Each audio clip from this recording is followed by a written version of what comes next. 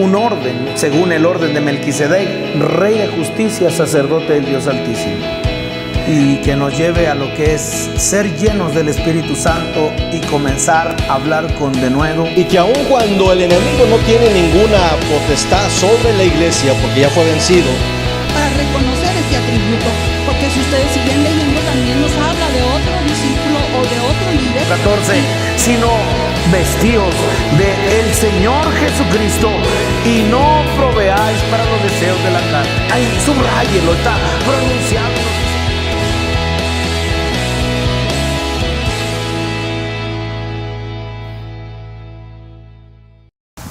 Y quisiera empezar hoy con un evento, un testimonio. Mi papá, me acuerdo que a la edad que sería, papá, bueno, no me puse de acuerdo con usted, pero me acuerdo que él un día o varios días nos llevó a un lugar que está al poniente de la ciudad, que se llama Puente Moreno. No sé cuántos hayan ido al Puente Moreno, pero ahí está registrado el accidente más fatal, o uno de los más fatales que ha tenido la historia de esta ciudad, Saltillo. Y estamos hablando del trenazo. El trenazo, el accidente ocurrió a las 23:25 horas del día 5 de octubre de 1972. Yo tenía 2 años, yo soy del 70, pero papá nos llevó a la edad más o menos, recuerdo que apenas, recuerdo muy allá, ¿verdad? Un lugar, Puente Moreno, y ahí papá nos contó toda la historia que él sabía. Yo creo a la edad de 6 años, 8 años, papá. Y entonces fue en ese lugar llamado Puente Moreno. Algunos de ustedes saben la historia, a beneficio de los que no saben, los que no son de la ciudad, los jóvenes que todavía no habían nacido y todos los que han de ser de alguna manera informados a través de esta tragedia. Y es la base de datos técnicos que se tiene de este accidente fue que le llaman el tren de la muerte. Estaba compuesto por 16 vagones de pasajeros con una respectiva máquina, las cuales tenían un peso de 35,000 kilogramos cada uno, más aparte la máquina que pesaba alrededor de unos 500 toneladas. Hablamos de más de 1,000 toneladas que en esa noche, el 4 de octubre de 1972, venían circulando por las vías cubriendo la ruta Real de 14 Saltillo. Se supone que en cada carro de pasajeros cabían sentadas 80 personas, y debido a que hubo una reventa de boletos, se dice que viajaban 120 personas. Todas ellas peregrinos de todas las edades, mis hermanos, los que sumados eran en cada uno de los vagones un total de 1,920 personas. Pero en ese montón, sí, de fierros de la tragedia, mis hermanos, la verdad que solamente se pudieron recuperar 230 personas. Y claro que hablar de, me acuerdo de Idalia, que tenía un vecino que estuvo, era un furgonero, y pues en la lista hay varios, ¿verdad? Tanto aquellos que eran los maquinistas, el furgonero, y todos estos, mis hermanos, pues dentro de lo que fue la parte de la tragedia está registrada. Las causas, ¿qué originaron las causas de este descarrilamiento? Y bueno, fueron que los mismos vagones que venían pues bien enlistados ya de tiempo, mis hermanos, como vagones chatarras, y tenían que ir a la fundición de Altos Hornos de México, les llamaban como de mal orden, y entonces se dijo que los maquinistas dan el testimonio que ellos habían reportado fallas. Las llamadas catarinas de freno manual no servían y el frenado por aire estaba fallando. Luego cuenta el reporte que el gobierno tuvo que presionarlos para que dijeran que estaban ebrios ellos, los maquinistas furgoneros.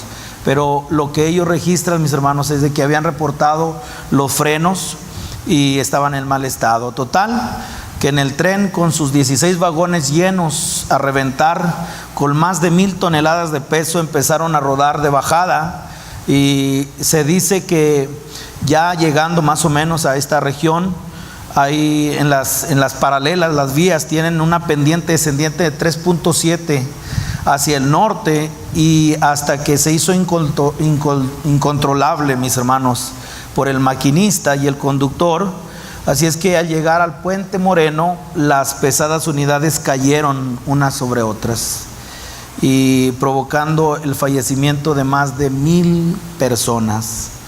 Lo peor fueron las llamas que se levantaron, mis hermanos, y cuentan, está registrado que las llamas hicieron presa de los peregrinos, y entonces de una manera dantesca era la visión, donde los llantos, los gritos de los atrapados, quienes clamaban por socorro, ayuda, pues ya no tuvieron tiempo de salir, y de ahí se hicieron cita voluntarios como policías, bomberos, socorristas de la Cruz Roja, elementos de la Nacional, del Ejército Nacional, civiles, y bueno, una tarea titánica para poder rescatar. Y bueno, solamente 250 cuerpos fueron rescatados, y de ahí, mis hermanos, embolsados, y entonces fueron reclamados por sus familiares. Descarrilamiento. Y yo creo que cuando nosotros checamos esa palabra en las Escrituras, es algo que nos puede llevar a entender de una manera natural qué es cuando un ferrocarril se descarrila. Algunos máquinas pesadas que puedan nuevamente ponerlos en las vías, y sí está registrado algunos eventos, pero como este que vivimos en nuestra ciudad, seguramente la tragedia, y nunca más podrá volver a lo que son las vías. Vayan conmigo y puedan considerar, mis hermanos, la necesidad que había ya en la iglesia en 1 Timoteo. El apóstol Pablo es un hombre ya de edad avanzada, tiene su esperanza en el Señor, pero a través de una generación que ame. Y en este caso el joven Timoteo, un jovencito, mis hermanos, empieza su registro en 22 años en las Escrituras, pero ya para entonces el problema en la iglesia era el liderazgo. El problema de la iglesia era el liderazgo. Quiero decirles que hablar de las epístolas quizás mal llamadas pastorales, porque no es solamente para los pastores, sino es para todos los creyentes, hablando de Timoteo y de Tito. El apóstol Pablo va a morir, el apóstol Pablo se está despidiendo, es los últimos registros de su vida, y ahora se trata de ver adelante asegurado lo que es el legado espiritual.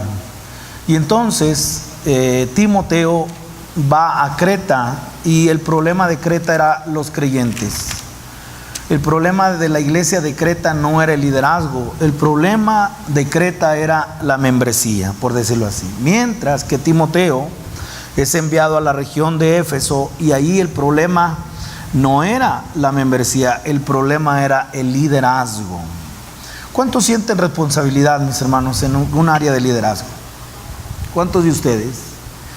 Entonces, cuando vemos a Timoteo, alguien que honra a Dios, así podemos ver una parte del significado de su nombre, alguien que honra a Dios, ahora le hace un encargo, y el encargo es el siguiente. Vean lo que dice el capítulo 1 de Timoteo, y dice el capítulo 1, verso 3, dice: como te rogué que te quedases en Éfeso cuando fui a Macedonia, para que mandases a algunos que no enseñen diferente doctrina. Ya había una desviación, ya se estaba saliendo de las vías el tren, ya estaba descarrilado, mis hermanos, ya se estaba ahí perfilando lo que era también en las Escrituras el apóstol Pedro un descarrilamiento, lo llama las detracciones. Primera de Pedro, capítulo 2, verso 1, las detracciones, todas las detracciones. ¿Qué son las detracciones? Si no es todo aquello que se escucha, desde la calumnia hasta lo que es la mentira, y que lo único que va a hacer es sacar al ferrocarril de las vías. En este caso, vean el verso 4, dice: ni prestes atención a fábulas y genealogías interminables que acarrean disputas, más bien que edificación de Dios que es por fe. Así te encargo ahora. Ahí te encargo, decimos nosotros, en el norte. Pues bueno, verso 5, y aquí es algo que me gustaría que ustedes pudieran considerar, y dice: porque el propósito de este mandamiento es el amor nacido de corazón limpio, de buena conciencia y de la fe no fingida, de las cuales cosas desviándose algunos. Ya está descarrilado. Desviándose algunos se apartaron a vana palabrería, y todo lo que sigue ahí diciendo. Quiero decirles, mis hermanos, que el Señor ha estado tratando en la iglesia, hablando de la iglesia local, pero creo que es algo que también tiene que ver con la región, la iglesia regional, y que creo que eso puede verse en la necesidad de la iglesia universal, y es hablar de la necesidad de la oración, orar.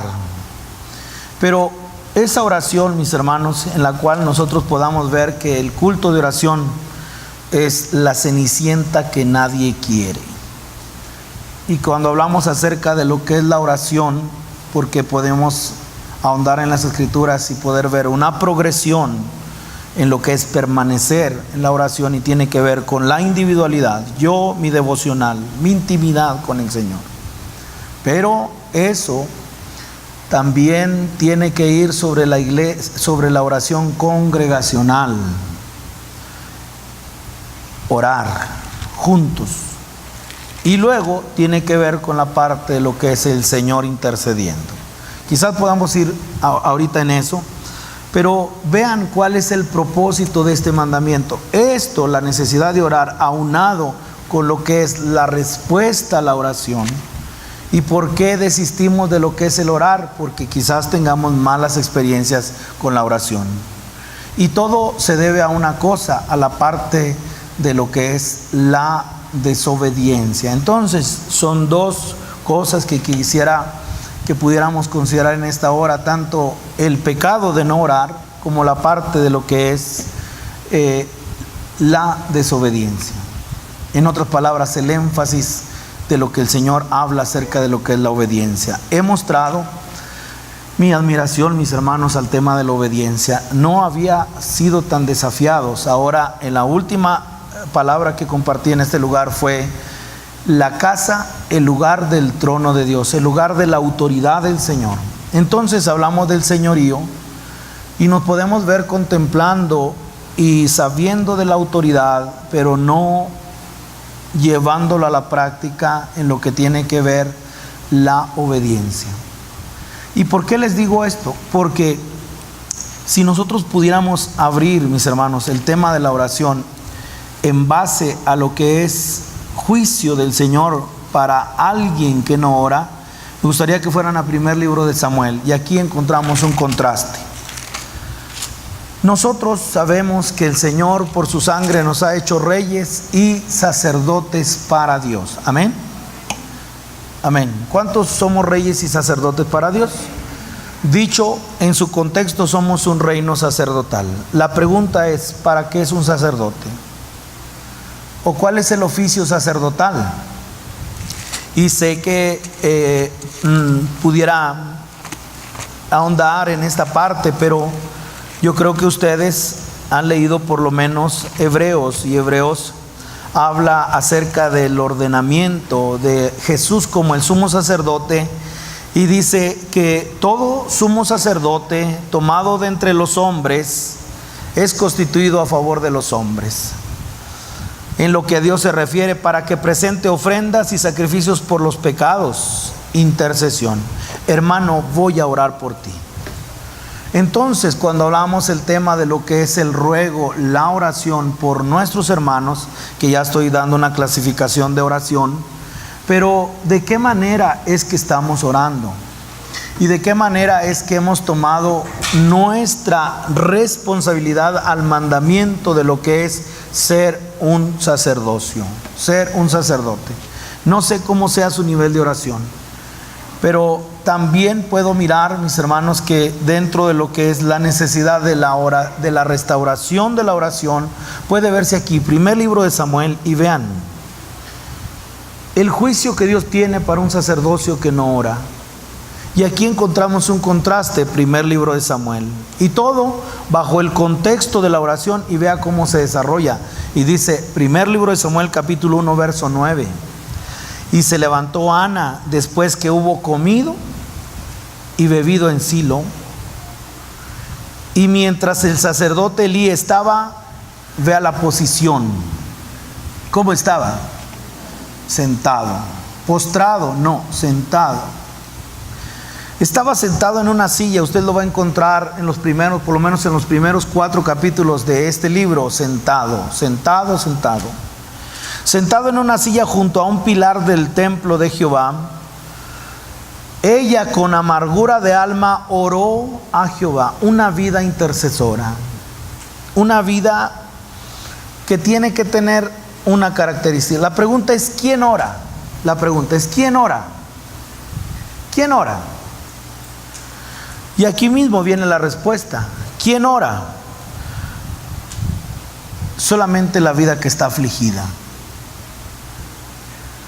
Solamente la vida que está cautiva. No. Cuando una vida está oprimida y cuando una vida está afligida, cuando una vida está enferma, le sale un clamor, pero de los más ungidos, usando una expresión. Por el otro lado, nosotros encontramos la característica de una iglesia sobrada. No tengo necesidad de nada. La Odisea, Dios nos libre. Y entonces, si no hay aflicción, si no hay ese poder identificarnos con el siervo sufriente, y entonces, ¿en dónde se hace la oración? En la cautividad. Nadie puede orar si no está cautivo, si no estoy hablando de lo que es afligido. Entonces, si todas las cosas están bien, tú no oras, o yo no oro. Pero aquí, verso 10, ella con amargura de alma oró a Jehová y lloró abundantemente. E hizo una promesa.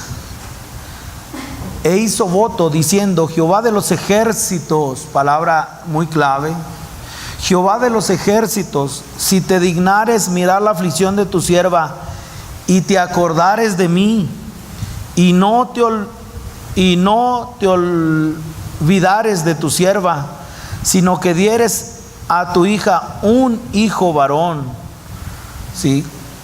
Como muestra de mi compromiso, dice el original, como una señal del cumplimiento del pacto, yo lo dedicaré a Jehová todos los días de su vida, y no pasará navaja sobre su cabeza. Mientras ella oraba largamente. Yo sé que los fariseos aman el orar en las plazas y hacen oraciones tan largas, pero en este caso vea la aflicción y dice que oraba largamente delante de Jehová.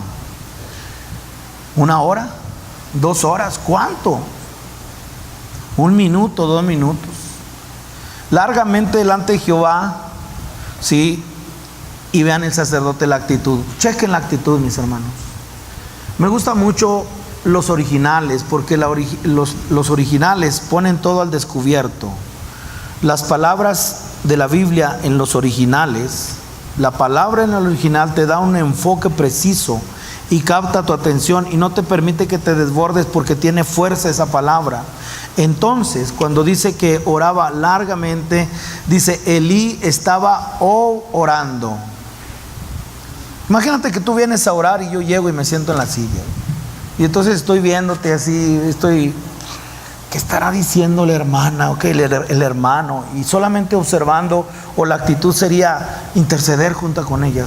Tiene una aflicción, ¿cuál sería mi labor como sacerdote? Rogar en favor de ella. Entonces vean la indiferencia a la oración, mis hermanos. Yo creo que si alguien de la iglesia está indiferente a la oración, está pecando.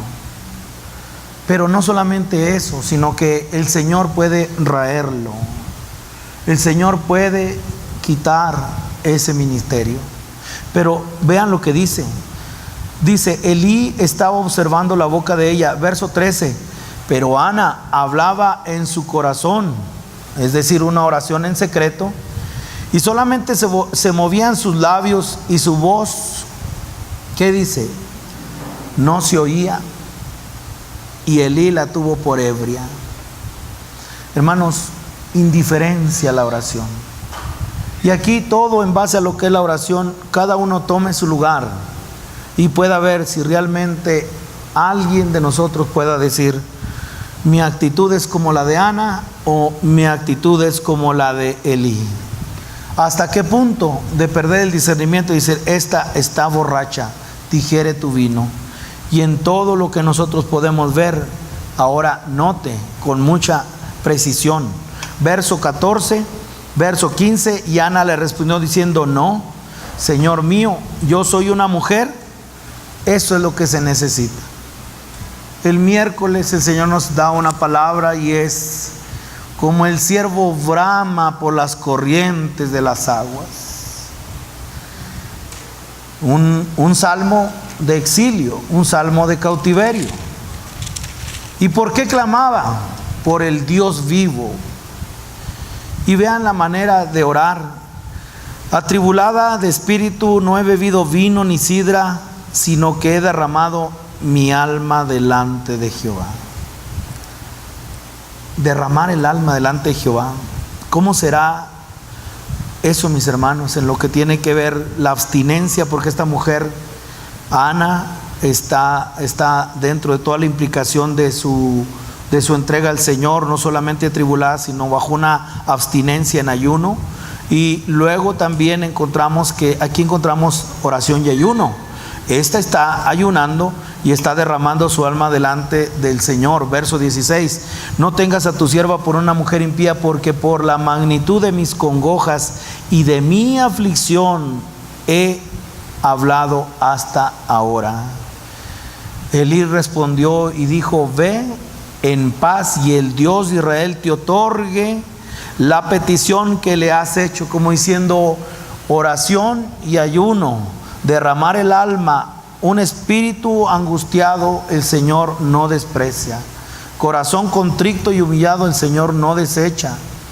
Y entonces ahí es donde podemos ver, mis hermanos, el tema del señorío. El señorío. No necesito de Dios, no necesito de la provisión de Dios, no necesito de la guianza de Dios, yo puedo hacerlo solo. ¿Para qué orar? Solamente un dato más, a un registro más, capítulo 3 de Samuel, la indiferencia, mis hermanos. Sus hijos eran hombres perversos, no tenían conocimiento de Jehová y aún así estaban ministrando. Eso lo dice el capítulo 2, verso 12. Pero en el capítulo 3, noten ahora el pecado de desobediencia. Sabía que sus hijos estaban mal y no les estorbó. Desobediencia. Y entonces puedo ver que las dos cosas van de la mano. ¿Por qué no tenemos respuesta a la oración? Pero aquí quiero que note usted la indiferencia, que me gusta mucho, como el capítulo 3 dice el verso 8, para ir así al punto, dice, Jehová pues llamó la tercera vez, ¿a quién? A Samuel. Imagínense la voz, Samuel, Samuel.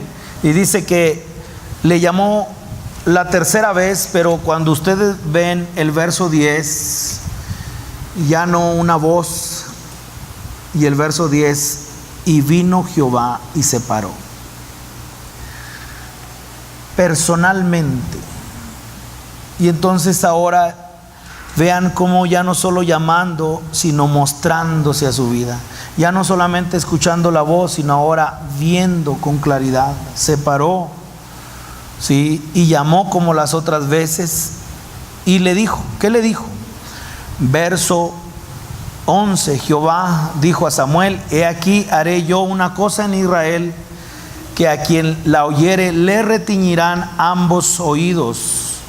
Aquel día yo cumpliré contra Elí todas las cosas que he dicho sobre su casa desde el principio hasta el fin, y le mostraré que yo juzgaré su casa para siempre por la iniquidad que él sabe, porque sus hijos han blasfemado a Dios y él no los ha estorbado.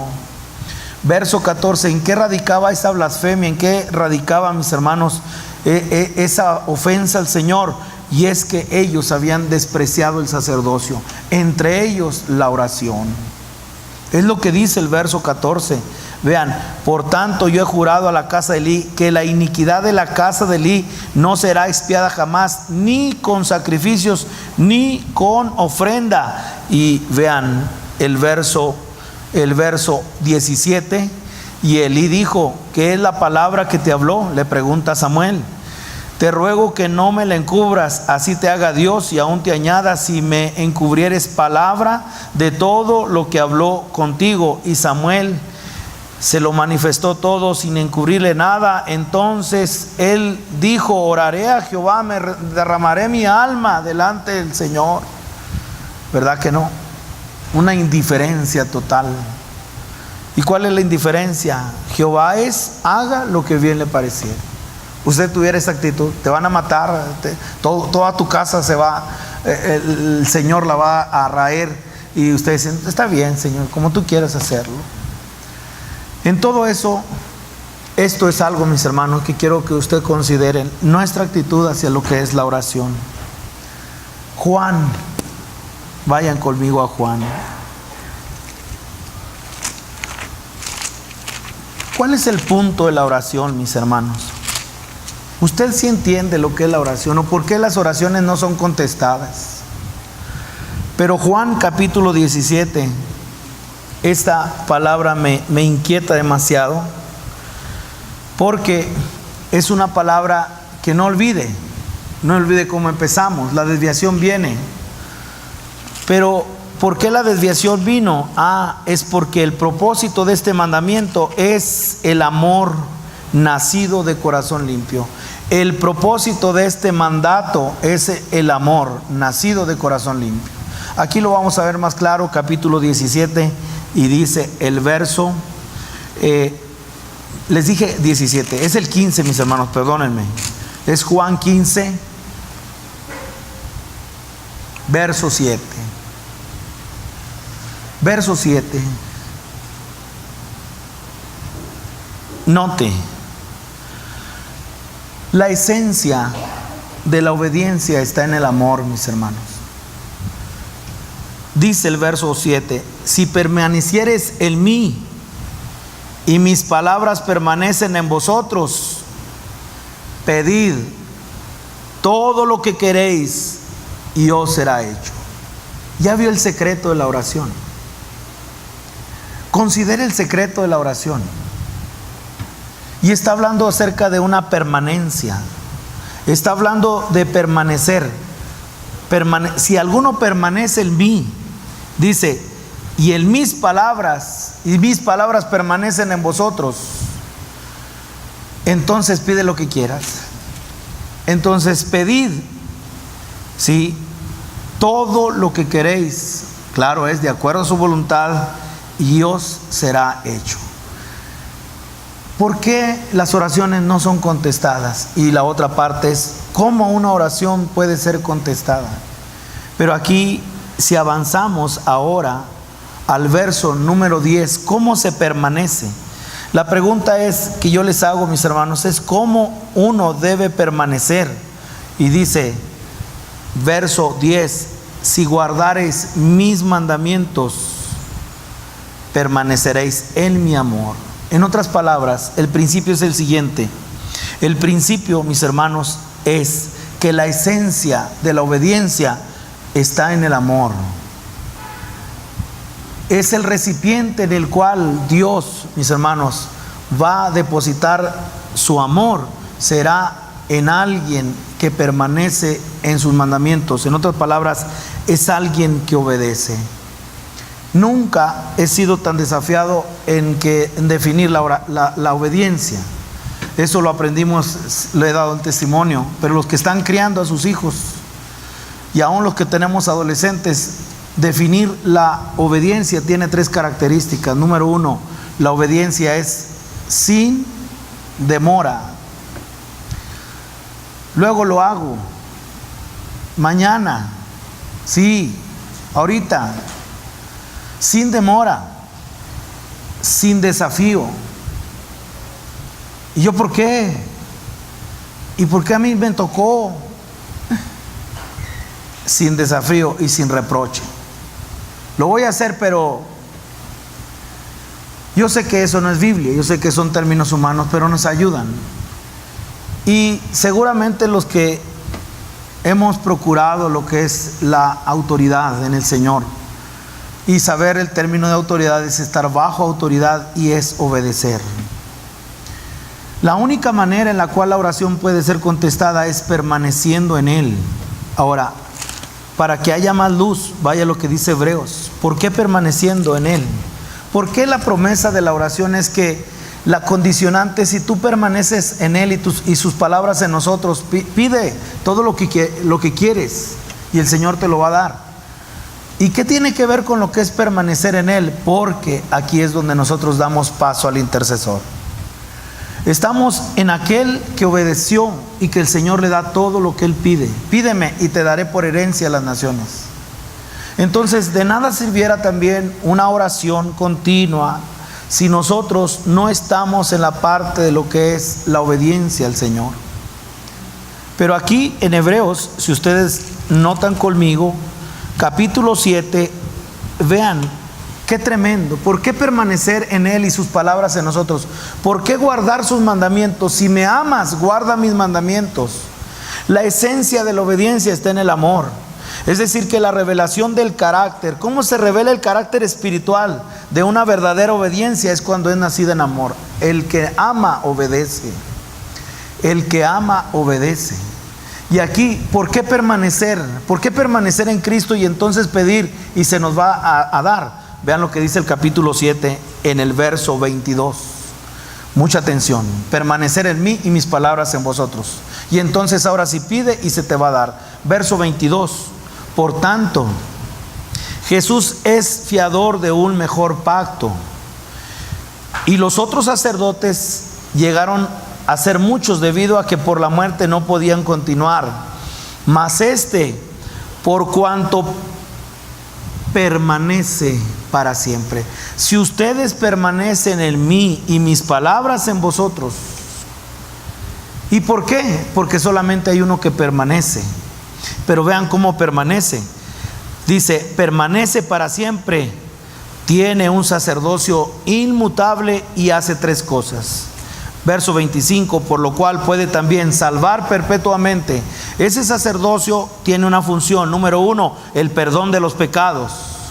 Número 2, dice, a los que por Él se acerca a Dios. Y número 3, viviendo siempre para interceder por ellos. No puede haber contestación a la oración si estamos alejados de la permanencia del intercesor. Él es el que intercede por nosotros. Como diciendo, tú no eres, pero ahora por gracia nosotros en la parte de permanecer en Él y en sus mandamientos, en amor, entonces las oraciones serían contestadas. No sé cómo usted tenga el concepto de obediencia, pero me gustaría dar una ilustración de obediencia y ver el lugar que ocupan las escrituras la obediencia. Estoy muy impresionado, porque yo sé que hemos hablado del señorío y hemos hablado de la autoridad y el trono y el gobierno, pero en la parte práctica es si estamos obedeciendo y entendiendo lo que es obediencia. No sé, pero quiero que ustedes noten aquí, ya no voy allá, pero Hebreos, bueno, están ahí, nomás denle vuelta a la hoja. Hebreos capítulo 11 dice Vamos a solamente tomar este ejemplo, capítulo 11, y dice el verso 8. ¿Qué dice? Por la fe, Abraham, siendo llamado, obedeció. Ahí quédese nada más. Él obedeció. Ahora sí vamos a ver a Abraham. Abraham obedeció. Ahora vea el nivel de obediencia. Primero, sal de tu tierra y de tu parentela. Vámonos, obediencia. Pero aquí en el capítulo 18, vean cómo el Señor le va a dar a él una promesa. Capítulo 18 del Génesis. Y entonces ahora el Señor va a destruir Sodoma y Gomorra. Sodoma. Y entonces aquí vamos a ver una intercesión. Pero en el capítulo 18 del Génesis, verso 17 dice: y Jehová dijo: ¿encubriré yo a Abraham lo que voy a hacer? Y vean cuál era la característica de este hombre. ¿Cuál era la característica de Abraham? Hermano, si algo caracterizaba a Abraham era la obediencia. Y vean lo que dice: habiendo de ser Abraham una nación grande y fuerte, y habiendo de ser benditas en él todas las naciones de la tierra, porque yo sé que mandará a sus hijos y a su casa después de sí que obedezcan. Aquí dice la versión 60 que guarden, pero el original dice que obedezcan el camino de Jehová. Pero cuando dice después de sí, él iba a mandar después de sí, en otras palabras, primero yo y después mi casa. Y a razón, mis hermanos, ¿cuál es la razón por la cual el Señor va a revelar el pacto a Abraham? Por una razón. El Señor sabía algo, que tenía, hermanos, dentro de él la esencia de lo que es la obediencia. La obediencia. Entonces yo noto, mis hermanos, en las Escrituras cómo la manera el Señor llevó a esta vida en una vida de obediencia total al Señor. Una obediencia, si ustedes van al capítulo 22 ahora, la prueba máxima, tiene a su único hijo, Isaac. Y en el momento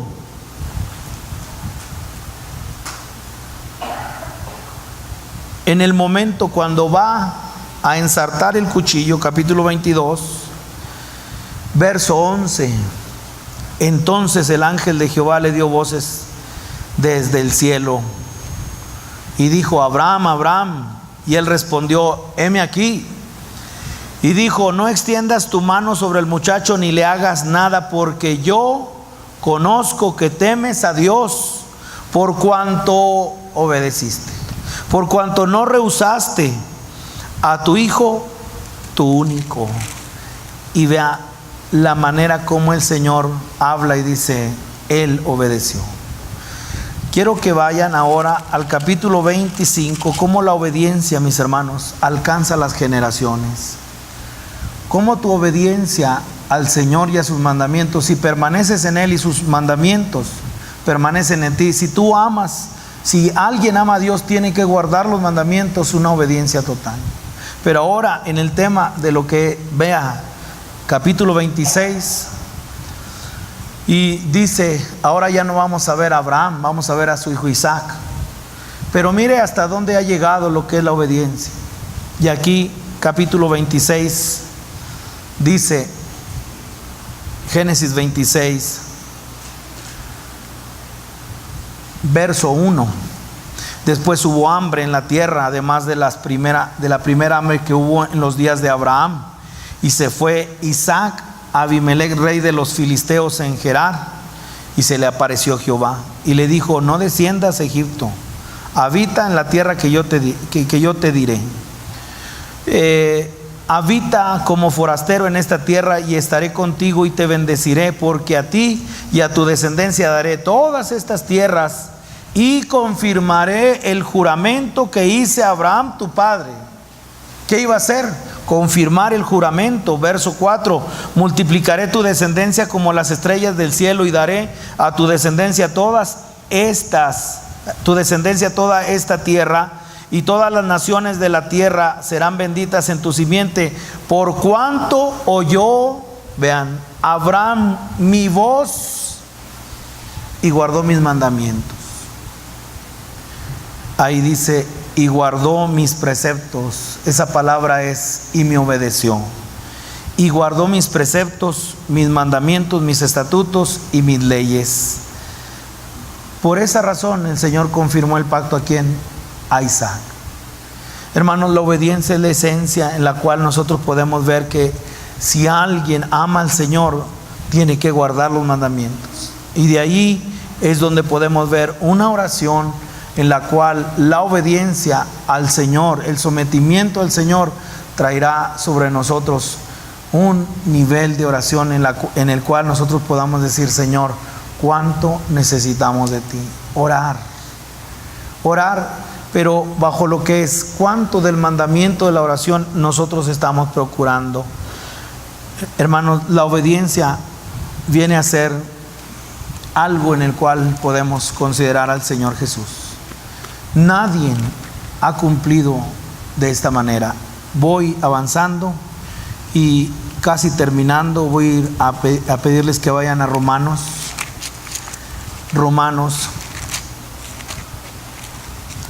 capítulo 1, capítulo 2, capítulo 3.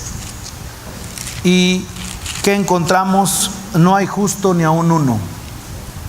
No hay quien entienda, no hay quien haga lo bueno, no hay ni siquiera uno. Y todo el capítulo 3 nos deja ver, mis hermanos, cómo no hay ninguna exclusión, acusados judíos y gentiles, todos están bajo el pecado, todos. Pero luego viene la justificación por la fe. Ahora viene la justificación por la gracia del Señor. Y en el capítulo 5, verso 19, es el verso que quiero dejar también con ustedes. Yo sé que el obedecer no es de nosotros, de nuestra naturaleza. Si habláramos de nuestra naturaleza, es hijos de ira, veíamos ayer. ¿Qué más encontramos? En nuestra naturaleza, enemigos de Dios. Pero en la manera como podamos ahora mirar el que intercede por nosotros y aquel que obedece y aquel que ha constituido, que ha pasado sobre nosotros una naturaleza de esencia, una naturaleza divina. Somos participantes, entonces la participación de nosotros en lo que tiene que ver el mandamiento no puede ser nosotros quedarnos. El obediente es Cristo. Sí, es que el único que puede obedecer es el Señor. Amén. Él está en nosotros. Pero ahora el sometimiento del creyente tiene que venir a través de lo que es guardar sus mandamientos. Capítulo 5, y dice el verso 19: porque así como por la desobediencia de un hombre los muchos fueron constituidos pecadores, por uno todos, pero ahora así también por la obediencia de ¿cuánto? De uno. Por lo que padeció aprendió la obediencia. Y entonces vea a qué fuimos entregados. Así también por la obediencia de uno los muchos serán constituidos ¿qué? Justos. Para llegar al capítulo 6 y en su verso, mis hermanos, 16. Aquí es donde nosotros podemos ver el llamado que Dios nos ha dado en lo que tiene que ver aquel que hemos recibido, el único que es obediente.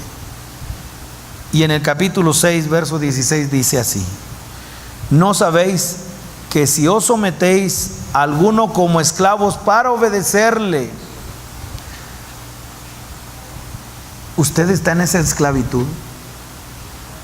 Pero ahora la palabra dice que cada uno de nosotros, si fuimos entregados a Cristo, si es que Cristo está en nosotros, entonces ahora la obediencia viene a ser como una esclavitud. Obedecer al Señor, amar los mandamientos. Y qué desafío para los que tienen otra vez una posición de liderazgo. No vayas, más cuando reciben vengan a pedir el consejo o no pidan el consejo. Pero ¿qué es realmente estar bajo autoridad? ¿Y qué cuesta realmente decir, no vayas, no hagas, no tengas? No le agrada al Señor. Y cuando nosotros dejamos correr esa desobediencia, hermanos, considerar que nuestras oraciones van a ser escuchadas. Si permanecieres en mí y en mis palabras, pedid lo que tú quieras y el Señor lo va a conceder. Bajo el contexto de lo que es la obediencia al Señor. Y entonces piensa, por ejemplo, en la crianza, pensar en nuestros hijos, qué cosas permitimos, qué cosas no permitimos, de qué manera nosotros podemos estar centrados en lo que es la obediencia al Señor por sobre todas las cosas. ¿Por qué? Esclavos para obedecerle. Yo sé que ustedes conocen esta palabra, pero no sé si ustedes le han dado el realce a la parte, mis hermanos, de lo que es realmente orar, de lo que es realmente obedecer. Pero aquí la palabra del Señor dice que somos esclavos de aquel que nos ha tomado. En otras palabras, sois esclavos de aquel a quien obedecéis, o sea del pecado para muerte, o sea de la obediencia para justicia. En otras palabras, el Señor nos ha dicho que fuimos entregados por la obediencia de uno a la justicia de Dios, justificados pues por la fe. Es una transición, es una transmisión, es una transferencia, no solamente en la parte legal, es una transferencia, mis hermanos, en lo que tiene que ver lo vital. En otras palabras, la vida del Señor está en nosotros, y por esa vida es una transferencia de obediencia, porque somos justificados por uno que obedeció. Ante eso, me gustaría terminar, mis hermanos, en una oración. Y es una oración que se da en el profeta, bueno, no profeta, en el sacerdote Esdras. Y con eso voy a terminar. La oración no puede ser solamente individual. La oración tiene que ser, mi hermano, de manera individual, pero la oración tiene que ser como iglesia del Señor. Esdras, en su capítulo 9, y vean cómo es una oración de confesión. Yo creo que no podemos, ¿cuál considero que es un desvío en este tiempo? Cuando se enseña acerca de la oración sobre el hecho, mis hermanos, no del arrepentimiento, o fuera de la actitud de una restauración de la oración.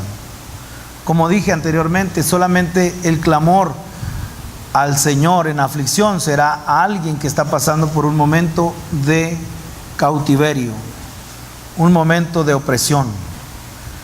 Solamente alguien que está prosperado no tiene lugar para esta oración. Pero alguien que ve necesidades, alguien que se identifica, alguien que comparte el sentir de Cristo en la oración. ¿Y cuál es el sentir de Cristo en la oración? Hermano, ahí es donde podemos nosotros ver, no podemos sacar el sentir de Cristo en lo que también es la oración. Y el sentir de Cristo es amor, es consuelo, es afecto, es humillación, es intercesión por aquellos que padecen. Por ejemplo, cuando el Señor mira a las ovejas, ¿cómo las miró? Dispersas y ¿qué? Y descarriadas, como que no tenían pastor. Y cuando nosotros vemos la visión del Señor, dice que las vio desamparadas y dispersas. El original dice desamparadas, mis hermanos, y dispersas, es postradas de tanto golpe, dice. Postradas de tanto golpe. Es una imagen aterradora. Es una imagen en la cual podemos ver una ovejita que de tanto golpe ya está, pero ahí echada. Esa fue la visión que el Señor vio para su pueblo. Y entonces, de acuerdo a lo que el Señor nos muestra en el sentir de Cristo, creo que la intercesión debe ser parte fundamental de una iglesia. El desarrollo espiritual de una iglesia tiene que ver con la oración. Si no hay oración, si tenemos una doctrina que nos quite la oración, es una doctrina falsa. dependencia al Señor. Aquí termino en una oración. Y vea cómo presenta dos cosas. Número uno, la individualidad, pero también esto habla acerca de una transición de lo individual a lo congregacional. Capítulo 9, les dije, y en el verso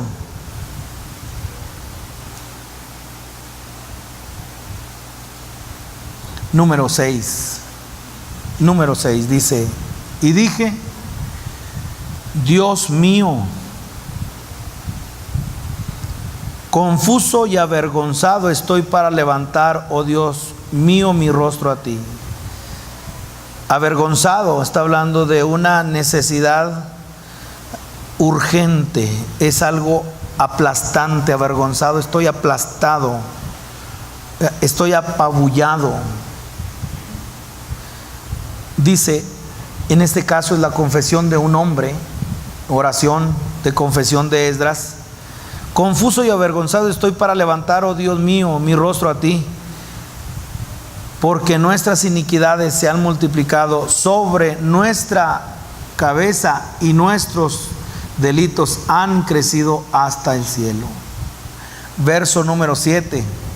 Desde los días de nuestros padres hasta este día hemos vivido en gran pecado, y por nuestras iniquidades nosotros, nuestros reyes y nuestros sacerdotes hemos sido entregados en mano de los reyes de la tierra a espada. Y esa es la oración que se hace en cautiverio. A espada, a cautiverio, a robo, a vergüenza que cubre nuestro rostro como hoy día. Verso, vean, capítulo 10 ahora, Esdras orando individualmente, pero ahora en el capítulo 10, el pueblo orando. Ahora no solamente Esdras, sino ahora toda la iglesia, toda la congregación orando. Mientras, verso 1, mientras oraba Esdras. No sé si usted puede ver un hombre derramando su alma como Ana, y la actitud aquí es diferente, pero ahora encontramos mientras oraba. ¿Cuánto duraría esa oración? Pero estaba expuesto aquí a toda la congregación, y dice, mientras oraba Esdras y hacía confesión llorando y postrándose delante de la casa de Dios, se juntó a él una muy grande multitud de Israel, hombres, mujeres y niños, y lloraba el pueblo amargamente. Aleluya. Y ahora podemos ver no solamente un hombre, sino ahora una iglesia orando, un pueblo orando. Verso 2, entonces respondió Secanías, hijo de Jehiel, de los hijos de Elam, y dijo a Esdras, nosotros hemos pecado. Primeramente Esdras, el intercesor, por decirlo así, pero ahora todos como un ejército orando. El Señor nos habló acerca de una transición en el Salmo 80, mis hermanos, y cómo encontramos la repetición. No van a palabrería, pero si alguien pudiera llevarse de tarea, no estamos en el instituto, pero si estaríamos, yo le dijera, lea el Salmo 80 como algo impuesto. Pero aquí no podemos hacer esto. Entonces, si alguien tiene oídos, si usted lee el Salmo 80, usted encontrará 3 niveles de oración. Oh Dios, restáuranos, haz resplandecer tu rostro y seremos salvos. Oh Dios, restáuranos. Pero y luego en el capítulo, en el verso 7, oh Dios de los ejércitos. O sea, ahora no solamente habla de Dios, oh Dios, restáuranos, sino ahora, oh Dios de los ejércitos, restáuranos. Para terminar en el 19, oh Jehová, Dios de los ejércitos, restáuranos. Y qué hermoso el Señor nos llevó en la aplicación en lo que fue David. Pero David ante el Goliat, ¿quién es este que está desafiando a quién? A los escuadrones, al ejército del Señor. Para luego mirar cómo se presenta y dice, tú has desafiado al Señor de los ejércitos. Como la transición, primeramente David respondiendo a la batalla, y luego junto con todo el ejército respondiendo a la batalla con Goliat, y al final el Señor mismo intercediendo por su pueblo. El Señor nos lleve en esa transición. Pero si no hay oración, si no hay conciencia al mandamiento, si no hay obediencia al mandamiento de la oración, seguramente, mis hermanos, ahora quiero ir terminando aquí en el capítulo, en el verso 2, donde estamos, Esdras 10:2. Esdras 10:2. Porque qué hermoso cuando nosotros clamamos al Señor.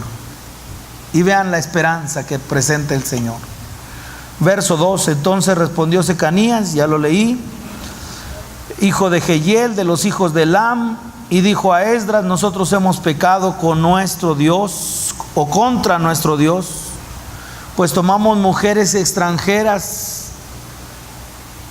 de los pueblos de las tierras. No le des tus hijos a un inconverso, ni siquiera al cristiano que no es constante, no se lo des. Dios nos ayude. Dice: pues tomamos mujeres extranjeras de los pueblos de la tierra, mas a pesar de esto, tengo subrayado, ¿qué dice? Aún hay esperanza para Israel. Amén. Ahora pues hagamos pacto con nuestro Dios, que despediremos a todas las mujeres y a los nacidos de ellas, según el consejo de mi Señor, obediencia, y de los que temen el mandamiento de nuestro Dios, y hágase conforme a la ley. Y vea la responsabilidad. Levántate, porque esta es tu obligación, y nosotros estaremos contigo. Esfuérzate y pon mano a la obra.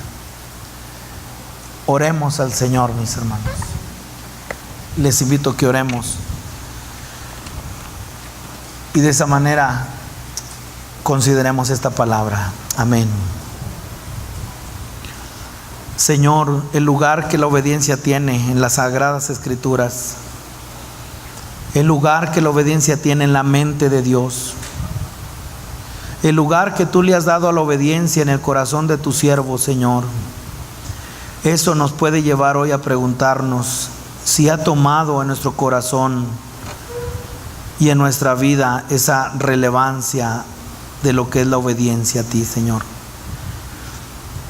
Señor, ¿de qué manera es que podemos hoy rendirnos y bajo el escudriñar del Espíritu de Dios podemos encontrar, Señor, que quizás nunca le hemos dado la verdadera posición tanto a la oración como a la obediencia en nuestro estilo de vida, y que quizás no hemos dado la verdadera posición, Señor, a las consecuencias de la falta, Señor, de lo que es la oración y la obediencia.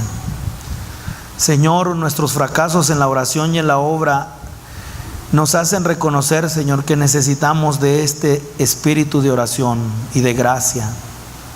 Podemos ver, Señor, en tu palabra las bendiciones más profundas de la gracia que tú tienes para con tu pueblo, y podemos disfrutar, Señor, plenamente del amor y también del acercamiento hacia ti, y podemos ver el alcance, mi Señor, de lo que es clamar y que tú nos respondas. Y entonces podemos ver, Señor, que quizás nunca hemos tomado tanta seriedad, Señor, al deseo tuyo, Señor, para que nosotros podamos estar en obediencia. Te pido que pongas un punto de partida en cada uno de nosotros. Mi oración, Señor, en esta hora es que podamos determinar en esta hora y al mismo tiempo establecer una meta en nuestras vidas de que el deseo tuyo sea en nosotros. Que la obediencia venga a ser, Señor, el andar, pero también la meta de nuestro andar en el Señor. Señor, permite que en esa palabra podamos estar reconociendo que necesitamos de ti, que nos podamos unir en oración para que seas tú, bendito Espíritu Santo, mostrándonos, gobernando nuestras vidas, gobernando, Señor, en lo que es tu obra, y también, Señor, teniendo compasión de aquellos que te necesitan. Señor, te lo rogamos en el nombre de Jesús. Amén y amén.